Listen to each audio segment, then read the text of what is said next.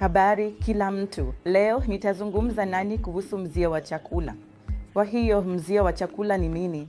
Ni mwitikio usio wa kawaida wa kinga kwa chakula kinacholiwa na mtu. Kwa hivyo, mtu anapokula aina fulani ya chakula, mwili hutambua kama ni vimelea ambavyo vitasababisha ugonjwa. Kwa hivyo, mwili hujaribu kushambulia na kuondoa kutoka mwilini. Kwa hivyo, uvimbe huu au viashiria vya uvimbe vinavyotolewa na mfumo wa kinga vitasababisha dalili zinazopelekea mzio wa chakula. Kwa hivyo, ikiwa ni dalili nyepesi, mgonjwa anaweza kuja na maumivu ya tumbo, kutapika, kizunguzungu, vipele, kuwashwa na upele mwilini kote. Lakini, ikiwa inasababisha mwitikio mkali, inaitwa anafilaksia, na wagonjwa wanaweza kuja na mkazo wa bronchi. Hii ni ugumu wa kupumua, kushuka kwa kiwango cha oksijeni, kuongezeka kwa mapigo ya moyo, kushuka kwa shinikizo la damu, uvimbe wa midomo, uvimbe wa ulimi, msongamano wa koo, au wakati mwingine kupoteza fahamu.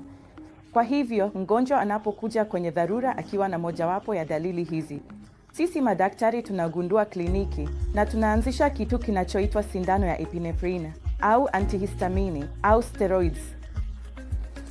Shambulio la kwanza kawaida litakuwa nyepesi kwa sababu mfumo wako wa kinga umebaini antigeni fulani na unazalisha kinga mwili dhidi yake.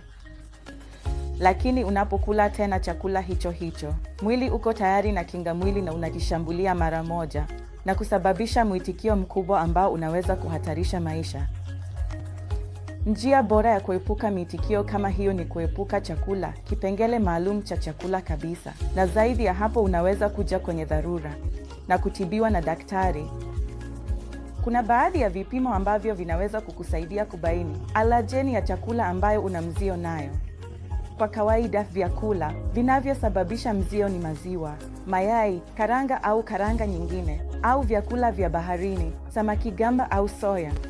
Kwa hivyo tafadhali kuwa makini na uone kama una mzio kwa chakula chochote. Ikiwa ndivyo, tafadhali epuka kipengele hicho cha chakula kabisa na upate matibabu iwapo dalili zozote kama hizo zitakutokea. Asante.